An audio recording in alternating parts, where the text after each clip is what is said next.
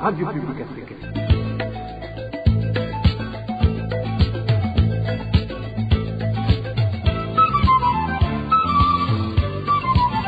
Radio Publique Africaine.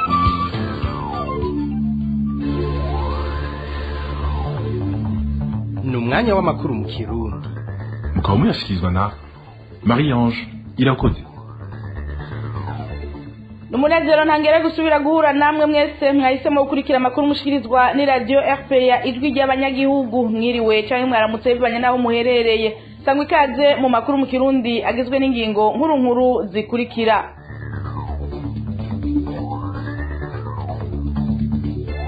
Hari hakwiye gukurikizwa amatohoza yimbitse ku mabi yose yakozwe n'urwego rw'igipolisi rukiramutswa wahoze ari umushikiranganje wa mbere w'igihugu cy'u Burundi inyuma yihagarikwa giwe. Ivyo bisabwa n'ishirahamwe Human Rights Watch. Idonido ni mu ntango zano makuru. Indwi zibiri zirarumanye abana bo ku mashure muri zone Gatumba batararonka aho bigira kubera amazi y'uruzi Rusizi n'ubu acuzuye mu bibanza by'amashure abo bana bahora bigiramwo. Muri ano makuru turababwiye ico abavyeyi baharereye basaba leta y'u Burundi. Mu mpera zano makuru turabafitiye ikiganiro ko hambere nkuko vyama ku misi yose ya kane. Uyu munsi tubaganirira ku bijanye n'ubutwari bw'ibikorwa bitandukanye abana b'abami berekanye mu gukorera igihugu. Sayo gusa hari n'ayandi twabateguriye mu kanya inkuru imwe mukwayo sangwa ikaze.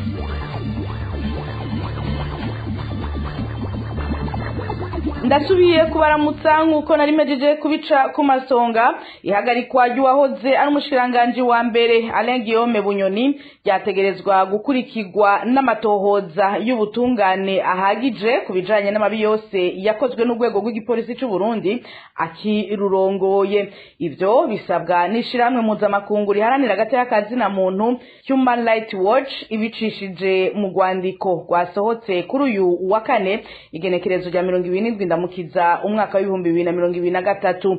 Iryo shirahamwe ryemeza ko hari ivyaha bijanye n'ihonyangwa rikabije ry'agateka kazina muntu ryakozwe n'igipolisi cy'u Burundi. Idonido na Josiane Muzaneza. Muri urwo rwandiko ishirahamwe Human Rights Watch rimenyesha ko kuva mu mwaka wa 2015 gushika mu mwaka wa 2020 mu gihe hari totezwa rikomeye kubiyamirije ikiringo ca gatatu c'umuhitsi President Petero Nkurunziza, General Alain Guillaume Bunyoni yari umushikiranganje w'umutekano mu gihugu, kandi ko muri ico gihe nyene Human Rights Watch yatohoje ingene igipolisi cicekana borezi gufa abanyagihugu biketswe ko badashigikiye leta CNDD FDD. Ishirahamwe Human Rights Watch rirongera rikemeza ko hamwe n'ayandi mashirahamwe aharanira agateka kazina muntu akorera mu Burundi bashoboye gutohoza n'ayandi mabi y'ubwicanyi y'uguhohotera kiremwa muntu hamwe no gufunga abantu hatubahirijwe amategeko vyakozwe n'igipolisi nyene. Akaba ari naco gituma ishirahamwe Human Rights Watch risaba ko ihagarikwa ry'uwahoze ari umushikiranganje wa mbere Alain Guillaume Bunyoni ryokurikirwa n'amatohoza y'ubutungane kuri ivyo vyaha vyose vyakozwe n'inzego z'igipolisi mu gihe yarakiramutswa ubushikiranganje bw'umutekano mu ntumbero yo gukurikirana hamwe no gucira imanza zibereye wowe wese azokwagirwa no kuba yarakoze ivyo vyaha vy'agahomera bunwa. Kubw'ivyo Human Rights Watch isaba ko ubutungane budakwiye kugendera mu kwaha k'umuganga uri ku butegetsi, ahubwo nyabuna ingingo zo kubakurikiranira mu butungane zigafatwa hisunzwe ivyemezo bigaragara vyavuye mu matohoza y'ivyaha yigenga, ndetse zikanafatwa n'abashikiriza amanza bigenga badahungabanywa n'ivya politike. Human Rights Watch irongera igasaba ko kugira urubanza rubera habona kandi rwizegwe Alain Guillaume Bunyoni yokurikiranwa imbere y'ubutungane hakurikijwe amategeko, urubanza rwiwe rugakurikiranwa n'abarorerezi bigenga, nayo uburenganzira bwo kuronswa umushinga wamanza hamwe no kubonana n'umuryango wiwe navyo nyene bikubahirizwa. Josiane Muzaneza. Tukivuga ibijanye n'agateka kazina muntu, bamwe mu banyagihugu bo muri zone ya Maramvya muri komine Mutimbuzi iri mu ntara ya Bujumbura bariyamiriza inyifato yerekanwa n'imbonerakure zo muri ako gace ku muryango wa Elia Ngomirakiza yahoze arongoye umugambwe CNL muri iyo komine ya Mutimbuzi, yabuzwe irengero kuva mu kwezi kwa Mukakara umwaka wa 2021. Akarorero batanga kakaba ari ako kuri uyu wa mbere w'indwi aho hari abanywanyi bagizwe ko iterabwoba mu gihe bari mu bikorwa vyo guheraheza inzu y'uwo muryango. Emmanuel Niyungeko. iyo nzu yari kwirubakwa y'umuryango wa Eliya Ngomirakiza yahoze arongoye umugambwe CNL muri komine Mutimbuzi iri kwibarabara rya 13 mu gacimbira impanda muri zone ya Maramvya. Bamaze kubona ko inzu ya kera ishobora gusidukira kuri uyo muryango wa Eliya Ngomirakiza amaze hafi imyaka 2 abuzwe irengero, ababanyi bahavuye bafata ingingo yo kwiyungunganya kugira ngo baheraheze iyo nzu nshasha. Ariko rero ico gikorwa ngo nticaboroheye kuko haciye hiyadukiza umugwi w'inkorabara w'imbonerakure uza kubatera ubwoba. Uno munyagihugu arashira habona amwe mu mazina y'imbonerakure zashoboye kumenyekana. Kuwa 2024 z'ukwa kane z'icumi na gatatu gacimbira impanda zone Maramvya, inzu yasize itaruzura tukaba twariko dushirako imiryango yimukire muri iyo nshasha. Haca haraza imbonerakure idutera ubwoba, hari uwitwa Rurinda agacimbira impanda n'uwitwa Maniga bazi kw'izina rya Manuel, uwitwa Gisaya n'uwitwa Eric wo kwa Musomari na Bigirimana. Batangura kudufata amafoto tutazi ico yagomba gukoreshwa, batubagagiza ibintu nk'ivyo. Ariko cyatumye icyo gikorwa tubanza kugihagarika. Abo banyagihugu bakaba badatahura ingene bariko baraburagizwa kandi bariko baragerageza gufasha uwo muryango uri mu gahinda. Gusaba umutekano ukwiye kuko n'icyo gikorwa nta n'umwe atabona iyo nzu ingene igomba kubagwako. Tureke dufashe umupfakazi n'abana yasize nyakwigendera dushobore guheraheza iyo nzu hama bayimukiremwo. Dusaba ubutwara zone agira icyo abivuzeko kuko tabona ko ari ingorane kumvo zidutera bwoba bwabo. Ahamagawe n'uruganda rwa radio RPA, Albert Hakizimana umukuru wa zone ya Maramvya yatwishuye ko ivyo bintu ataca biziko. Eliya Ngomirakiza yahoze arongoye umugambwe CNL muri komine ya Mutimbuzi yanyurujwe ku muhingamo wo kuwa 9 Mukakaro umwaka wa 2021 hafi y'ihinguriro Metaro mu gisagara ca Bujumbura. Amakuru yashikiriye radio RPA akavuga ko Eliya Ngomirakiza yoba yiciwe mu ishamba cimeza rya Rukoko ari naho yaciye ahambwa. Tugukengurukire Emmanuel Niyunge ko mu gisata ca politike naho inyigisho zibiba ugwanko zirahanwa n'amategeko y'u Burundi naho abakora ico caha badakunze guhanwa. Bivugwa n'umushingwamanza Felix Niyonkuru ari mu runani rw'abashingwamanza b'abarundi baburanira abakorewe amabi akurikiranwa n'amasentare mpuzamakungu Kavib, afatiye ku nyigisho zumvikanamwo ugwanko ku barundi bo mu bwoko bw'abatutsi zikwirakwizwa n'ishirahamwe Bimenye Burundi Communication Center. Uwo mushingwamanza anamenyesha kandi ko imvo nyamukuru abakora ico caha badahanwa ari uko ivyo bakora biba bishigikiwe n'ubutegetsi. Tumaze iminsi twumva inyigisho z'ibigwanko n'amacakubiri zitangwa n'ishirahamwe Bimenye Burundi Communication Center. Tubona rero atagikozwe ko izo nyigisho batanga zifise umugambi ukomeye mbere ushobora gushika kwihonyabwoko ry'abatutsi niyo tutamera amagabo. Mwene izo nyigisho zirahanwa, zisanga zihanwa mu mategeko y'u Burundi ikambere na mpuzamakungu. Mu mategeko y'u Burundi zikaba zihanwa mu gace k'amajana 236 y'igitabo ca kabiri mpanavyaha ariyo article 266 Code Penal Livre 2, aho gihanishwa umunyororo w'imyaka 2 n'amande y'ihadabu y'ibihumbi 100 canke kimwe muri ivyo bihano. Tukumva ko ari bihano bito cane ugereranije n'icaha kiba cakozwe. Mwene izo nyigisho nkuko zihanwa n'amategeko mu Burundi biboneka gake cane yuko abazitanga abazivuga bahanwa. Ukiyumvira igituma batahanwa ni kubera iki? Ahanini ni kubera aba bazivuga kenshi baba begereye ubutegetsi, akaba yatumwe n'umwe canke uriya mu butegetsi, kuko ivyo kumvikana ko umuntu yidagadura iminsi n'iminsi ariko avuga inyigisho nk'izi ntihagire umukomakoma. Umushingwamanza Felix Niyonkuru ari mu runani Kavib asaba abaramutswa igihugu guhagarika inyigisho zibibugwanko mu ntumbero y'ukurinda akabi kabishe abarundi n'Uburundi. Ababikora rero twagira tubasabe bahagarikira hanyene kuko n'inyigisho zishobora gukwega karambaraye mu gihugu. Tugasaba iryo shirahamwe by'ukuri guhagarika vyihuta izo nyigisho mbi z'ubugwanko, kuko tunabibutsa ko uno munsi barabona bashigikiwe, ariko ivyo bakora ni icaha gihanwa n'amategeko mpuzamakungu ejo canke hirya y'ejo barashobora kubibazwa ivyo bakoze kandi muri abo bariko barabatuma muri abo bashigikiye nta n'umwe bazoba bari kumwe twaba dusavye bimwe bivuye ku mutima na leta yuko yohagarika kuko kenshi niyo iba yarahaye n'impusha amashirahamwe nkaya yuko ishirahamwe ribugwaho nk'uko bitosubira kuvugwa mu gihugu si ryonyene n'ayandi tusanzwe tuzi abiba inzangano mu gihugu ko boyahagarika kugira barinde abarundi n'uburundi ikiza c'ihonyabwoko. Tubibutse ko iryo shirahamwe bimenye Burundi Communication Center ryemerewe gukorera ku mugaragaro mu Burundi kuva mu mwaka w'ibihumbi 2020. Iyi muriko murakurikira ni radio RPA ijwi ry'abanyagihugu mu buhinga bw'ivyuma batumirira amate tubandanye n'amakuru twabateguriye. RPA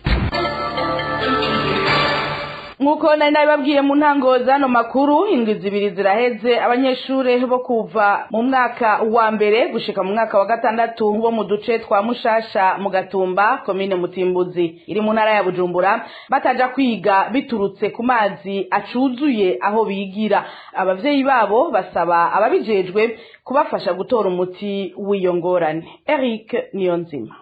Abo banyeshuri bataratangura kwiga kuva igice cya gatatu c'amashuri gitanguye no mu mwaka wa mbere gushika mu mwaka wa gatandatu bako Mushasha ya mbere n'iya kabiri. Turi muri zone Gatumba komine Mutimbuzi isoko ryacu rimenyesha ko abanyeshuri bo muri utwo duce bazokora ibibazo vya leta ari bo bonyene baronderewe aho baba barigira kuri tete kiryama hamwe no ku yandi marisi. Uno munyagihugu aravyigana. Barashoboye kwiyumvira tureka turondere abo bana bari mu gukora za konkuru kuva mu y'indwi muri icenda bashoboye kuronka hamwe ndabona yuko bariga inyuma y'umutaga nabo nyene bigira inyuma y'umutaga abandi batashe kuri za lise ariko rero abona n'ubundi kibazo kihari kubona abo bana bo mu bava mu ya mbere gushika mu wa gatandatu bataratangura kubera ikibazo c'amazi nuko iki gice ca gatatu turabona ko abana atatu bazohamburiye Mushasha ya mbere n'iya kabiri yoyo abana ntibashari muhira. Abavyeyi b'abo banyeshuri bataratangura kwiga basaba abajeje intwaro n'indero gufasha gutora umuti w'iyo ngorane kuko uretse ko bibasubiza inyuma mu mashuri bishobora no kubakwegera mu buhumbu. Nka jewe ndamaze kubona nk'utwana dutanguye kuzaca cegura tuvuga ibitari byo butukana twemeye ko abana boja baraguma ku mashuri ko burya ishuri riradufasha kurera abana bakaguma batariko barangara hirya no hino ubwana buto buto urabona si vyoroshe harakwiye yuko vy'ukuri leta idufasha ikora ibishoboka vyose. Uruganda rwa RPA rwarondeye Ciza Rafael arongoye igisata c'indero mu ntara ya Bujumbura ariko turamukena. Eric Niyonzima tukivuga ibiri mu gisata c'indero tuve muri zone Gatumba dusimbire mu ntara ya Muyinga aho ibikorwa vy'umugambwe uri ku butegetsi CNDD-FDD vyahungabanije imirimo ya misi yose ejo ku musi wa gatatu muri komine Giteranyi. Abanyeshuri bose uhereye mu mwaka wa mbere nibize eka n'ibindi bikorwa bijanye n'ubudandaji bikaba vyari vyugawe. Elvis niyo mwungere adushikane mu ntara ya Muyinga. Hari kuri uyu wa gatatu aho bamwe mu bari mu biro bikuru vy'umugambwe CNDD-FDD bari bazindukiye muri komine Giteranyi nk'uko amasoko yacu abimenyesha mu bikorwa bahakoreye harimwo kugurura ingoro y'uwo mugambwe muri zone Mugano. Ubwo rugendo rero rukaba rwatumye abanyeshuri bategekwa guhagarika ivyigwa baja gusanganira abo bashitsi. Abana bato baratwaye amadefile y'amashuri arugaye neza na neza amashuri yugaye isaha zitatu zo mu gitondo. Ikindi naco abanyeshuri babashije kubabwira ko imyambaro y'amashuri boyisiga bakaja mu myambaro isanzwe abanyeshuri nta mwambaro w'ishuri bambaye. Ibikorwa vyahungabanye si amashuri gusa kuko n'ibikorwa bijanye n'urudandazwa navyo vyarahungabanye. Umugambi uri ku butegetsi CNDD-FDD uramukanye ibikorwa vyo mu mugambi wabo ariko kikaba cabaye igikorwa citiriwe abantu bose mu buzima butandukanye aho ta murimo n'umwe uyu munsi wabaye ubwikorwa badandaza abirimizi ubuzi bwa leta bwose busa n'ubwahagaze. Ivyo bikorwa rero bikaba vyanatumiwemwo abakuru b'ubuzi nka buramatari musitanteri n'abandi abavyeyi b'abanyeshuri bavuga ko abana babo baba babarungitse kw'ishuri kwiga bagasaba ko batosubira kubatwarira abana mu bikorwa vy'umugambwe. Ku ruhande rw'abanyagihugu bo muri komine Giteranyi bavuga ko ibikorwa vy'umugambwe bitari bikwiye kubahungabaniriza imirimo, bagasaba ko iyo ngendo yohagarara. Elvis niyo mwungere mu gisata c'imibano naho amazi n'umuyaga nkuba ni kirumara mu iterambere ry'ubutunzi bw'igihugu n'abanyagihugu. Ivyo vyashikirijwe n'umuvugizi w'ubushikiranganje bw'amazi meza, amasoko ntanganguvu, ubutare n'agataka, Leonidas Sindayigaya mu kiganiro n'abamenyesha makuru avuga ko hakiri kibazo kuko abafise umuyaga nkuba ari bice 15 kwijana, kandi mu nteguro z'ubwo bushikiranganje ngo nuko abashika 30 kwijana bo bafise umuyaga nkuba mu mwaka w'ibihumbi 2030. Gushika ubu rero haracari ingorane zo gushikana umuhora w'ishirahamwe Regidezo mu gihugu cose bivanye n'ubuhinga bukoreshwa. Leonidas Sindayigaya avugira ubushikiranganje bw'amazi meza, amasoko ntanganguvu, ubutare n'agataka. Uko twe mushikiranganje twemera yuko umuyaga nkuba ari kirumara mu iterambere ry'igihugu. Umuyaga nkuba n'umuhora w'iterambere. Amazi nayo n'ubuzima. Mu bihugu byinshi imbere amazi uburenga bafata ko ari nk'uburenganzira bwa kiremwa muntu. Kubijanye rero n'amatara n'umuyaga nkuba, kugira uvuge ngo ho kubakwa ingomero zingahe biba bijanye n'ihangiro. Uno musi mu gihugu cacu Burundi abene gihugu bafise umuyaga nkuba ni ku rugero rwa 15 kwijana. Mu biharuro dufise twifuza yuko umuyaga nkuba abene gihugu bafise umuyaga nkuba mu mwaka wa 2030 boshika 30 kwijana. Duca tujaro mu biharuro tukaraba ingomero zubakwa, hari izi ngomero nini n'izindi ngomero novuga ahantu bigoye ko umuhora wa Regidezo ushika. Hari haya maproje mugenda mwumva, hariho za Soleil Nyakiriza n'izindi. Tushaka yuko mu bice imwe by'igihugu ahantu hadashika umuhora wa Regidezo nabo baronka ayo matara. Ikintu kigoye hajya umuyaga nkuba n'ikintu harimwo ubuhinga budasanzwe, nkaho banagatsinda gatonya atwicaye nyene agikira kikonona aya matara yose aracika. Ahanini rero amatara acika cyane nko gisagara ca Bujumbura kubera imihora ishaje. Ubu rero tuko dukora ibishoboka byose kugira ngo iyo mihora dushobore kuyihindura ibi mihora koko igezweho muri kino gihe ca none. Eka n'ikibazo c'amazi ngo kiriko kirigwa, hari ngo umugambi uriko uratera intambwe. Ahanini rero ngo ubukene bw'amazi bwatewe n'ukwaguka kw'igisagara ku murindi munini. Dusubire tumwumvirize. Kubijanye n'amazi hari imigambi myinshi iri kirakogwa, nanga mu Cibitoke turazi ko hari ingwane z'amazi, hari imigambi myinshi iri kirakogwa. Mugabo mvugire nk'ibujumbura cyane novuga ariho hari abantu benshi hajya ntituzobeshanye, nta soko rya hajya ruharwa mu misozi yoshobora gutanga amazi mu gisagara n'ukuntu kiyo ku murindi umuvuduko udasanzwe. Cyo turategekanya nuko giya kigega cacu c'amazi bayita Odus catanganika habundi mugambi, kandi ivyigwa bigeze kure kugira ngo koko dushobore kugaburira amazi akwiye abanyagisagara. No mu mugwa mukuru wa politiki Gitega amasoko yonyene yasanzwe nta mazi ushobora gutanga. Ni ngombwa dufata uruzi kanaka hariya turaseyo nka Ruvyironza, amazi batunganye neza abagabura bene gihugu, kuko uko bigaragara umurindi w'iduga ry'ibisagara cyane ni munini uravye uko ivyo bikorwa by'amazi n'amatara bigenda vyiyongera. Mu guheraheza ano makuru twabateguriye tubashikirize ikiganiro ako hambere. Uyu ni wa mwanya wahariwe ikiganiro ako hambere musanzwe mukurikira ku misi yose ya kane. Uyu munsi tubaganira kubijanye n'ubutwari bw'ibikorwa bitandukanye abana b'abami berekanye mu gukorera igihugu c'u Burundi. Abatumire baraja kutubwira abo baganwa abaribo, ibikorwa bakoze ndetse naho babikoreye. Ikiganiro ako hambere mugishikirizwa na Ines Gakiza.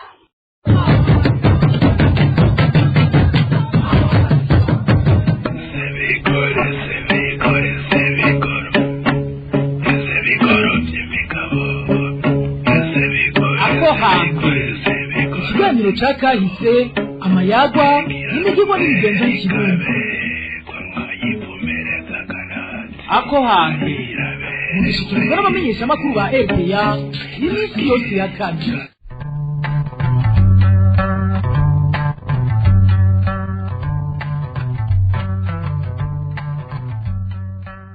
Ikiganiro nako hambere mwavyumvise ndabaramukije mwebwe mwese mwitavye isango turiko tubashikiriza urukurikirane rw'ibiganiro bivuga ku buzima ndetse n'ubutwari bwagiye buraranga abana b'abami abaganwa kuri uyu wa kane igenekerezo rya 27 ndamukiza umwaka w'2023 ni igice ca kabiri tukaza kubaganirira ku bijanye n'ubutwari n'ibikorwa bikomeye abana b'abami berekanye bakorera igihugu cabo.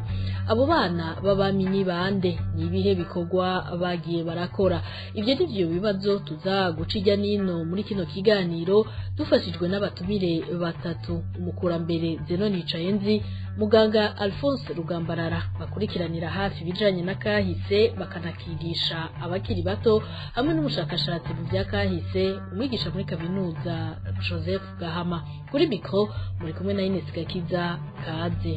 Ndakunda RPA kubera arizwi ry'abanyagihugu. Wongira ndasiragira data umugabo atari umugani yampaye uburaro n'uburamuka mbyagiza mu bumwe n'amahoro. Kumbesha.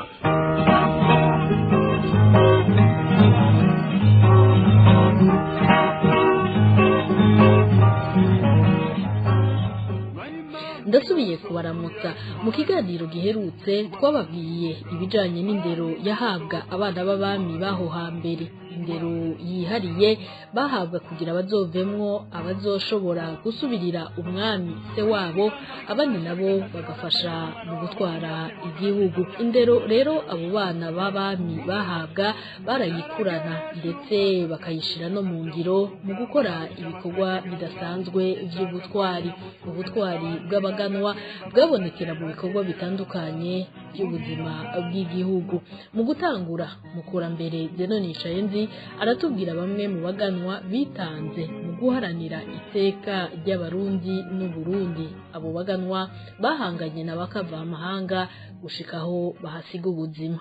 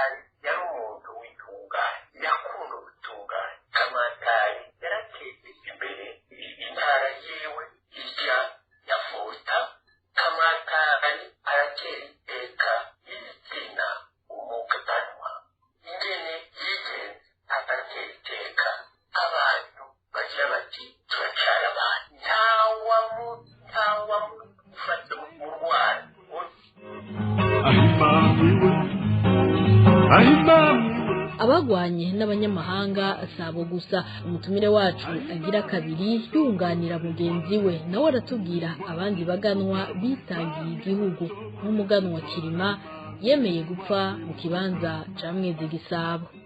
hambere tuvuge hafi kuko ni abazungu baje kuri Mwezi Gisabo n'umuntu abarundi baba bakwiye kumenya cyane kuko yaritanze koko arakiza umwami arakiza n'igihugu nibo bita Bihome. Bihome yari umuntu akomeye cyane aho ibwami kwa Mwezi Gisabo, byasa nuko ari we yatwara ingabo zo ku Kirimba.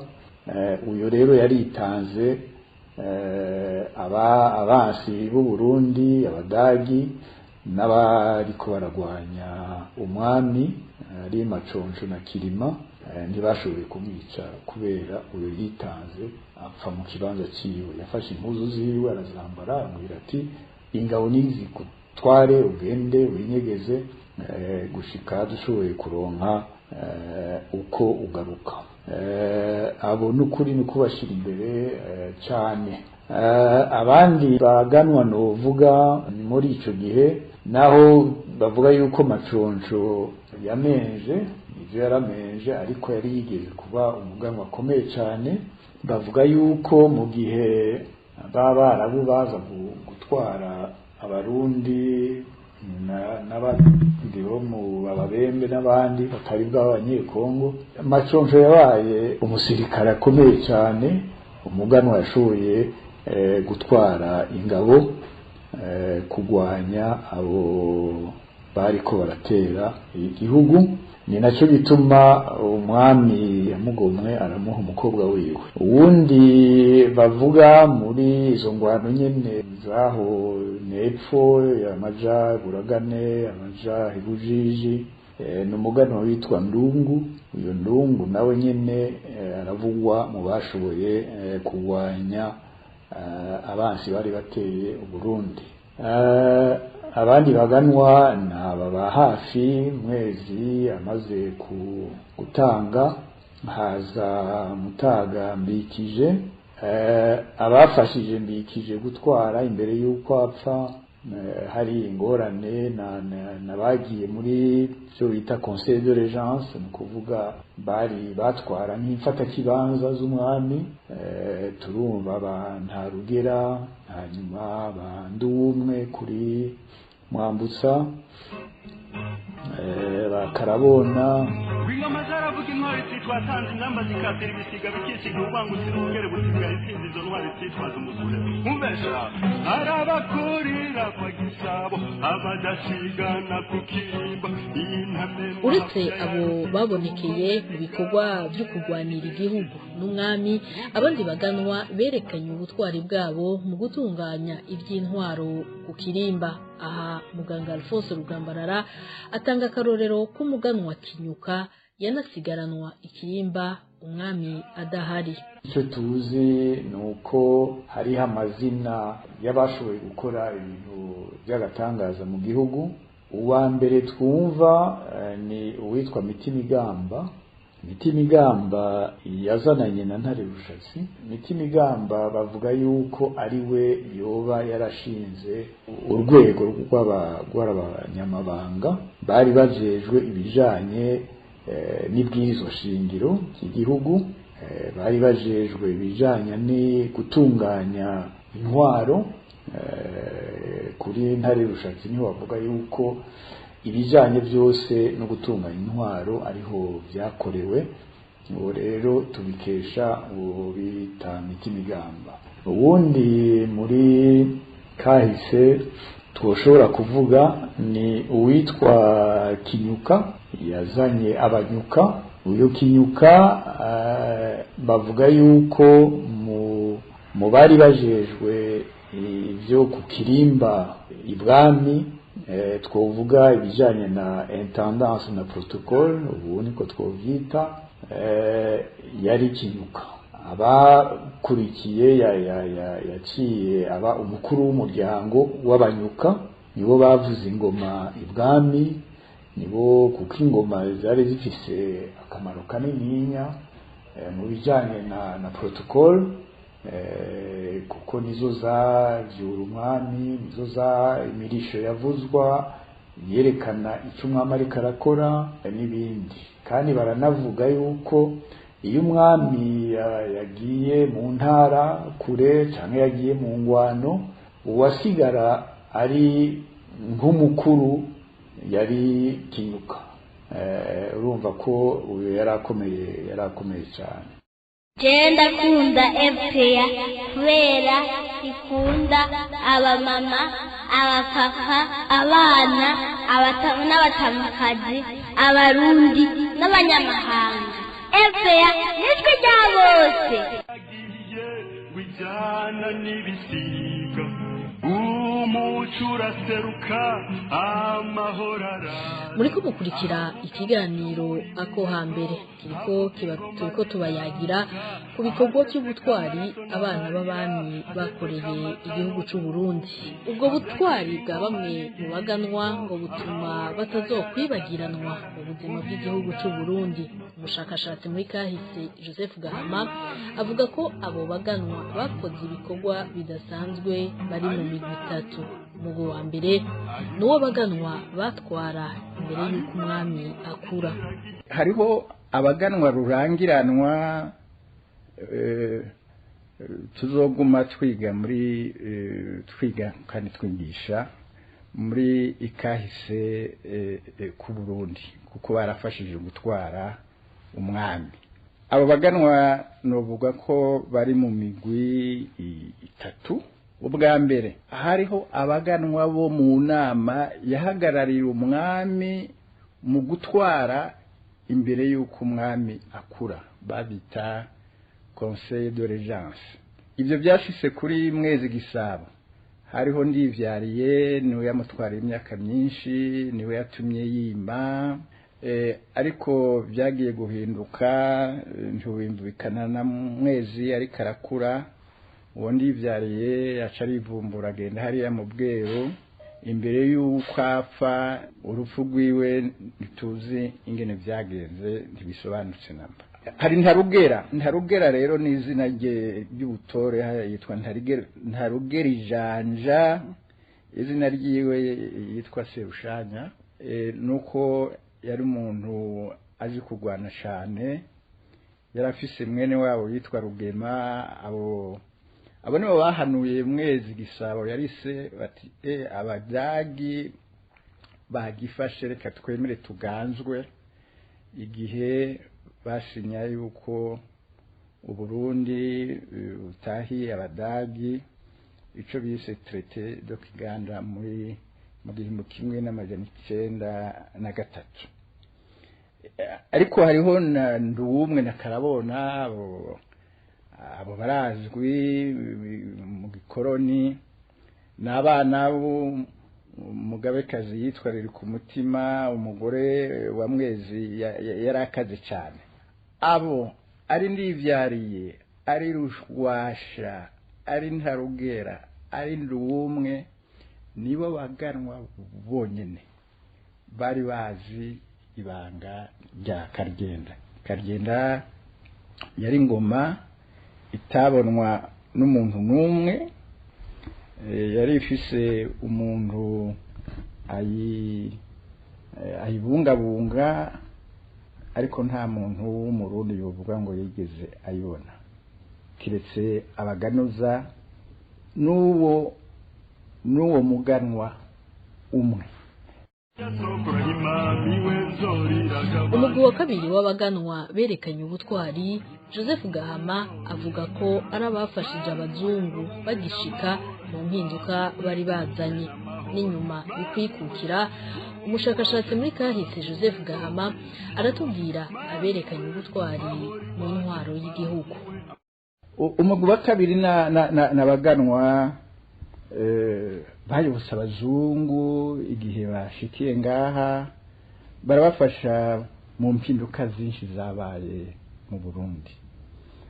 Aho twovuga nk'abaganwa batanguye kwemera kubatizwa, baja muri Eklezia Gatolika, barayifasha gushinga imizi mu Burundi. Novuga nk'umuganwa Joseph Menyo, hariya mu Kirundo Yosefu Kiraranganya hariya mu Buyogoma Antoni Nyanama mu Mugamba no ngaha hafi Buhonga hariho n'abandi baganwa biza Strida ariko ababirigi bubakiye ko intwaro ya gikoloni aha novuga nka Rudoviko barusasiye ko ugiye kuraba ku rutonde rw'aba abantu binjiye muri Astrida yari shuri y'abana cyane cyane b'abatware niyo twovuga ngo yari shuri yisumbuye muri Rwanda Burundi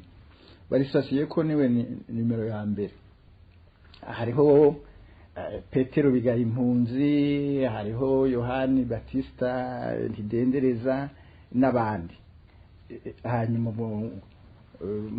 mu guheraheza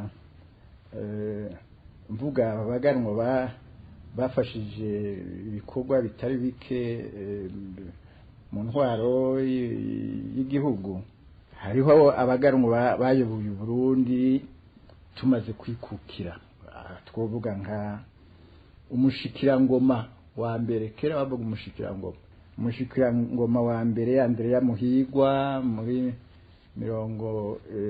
61 gushika muri 63 twovuga n'umushikira ngoma Leopold Biha yatwaye akanya gatoyo muri 60 na ndakunda RPA kubera arijwi ry'abanyagihugu.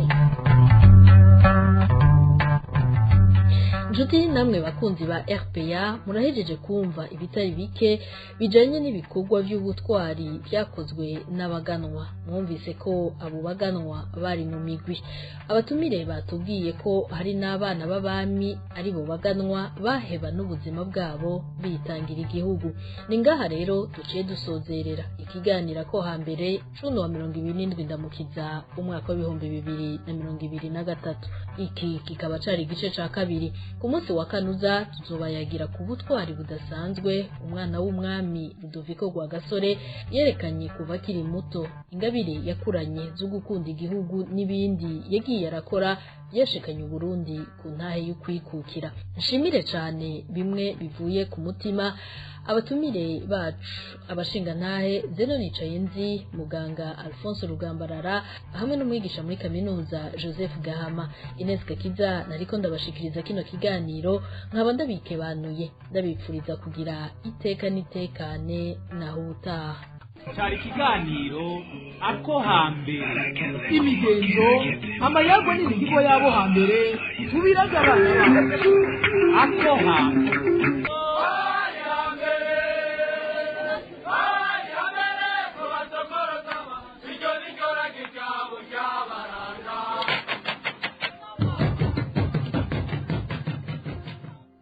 Arakoze Ines Gakiza. Nino ngaha nshuti namwe bakunzi ba RPA amakuru twabateguriye aciye agarukira. Mwakoze mwebwe mwese mwari muduteze yombi. Bakoze n'abagenzanje bafashije kuyatororokanya, nibagiye abahinga b'ivyuma batumye ano majwi abashikira atagatozi. Marie-Ange Irakoze nariko ndayabashikiriza, ndabipfurije kuroranirwa mu banyu no mu vyanyu n'agahwanya.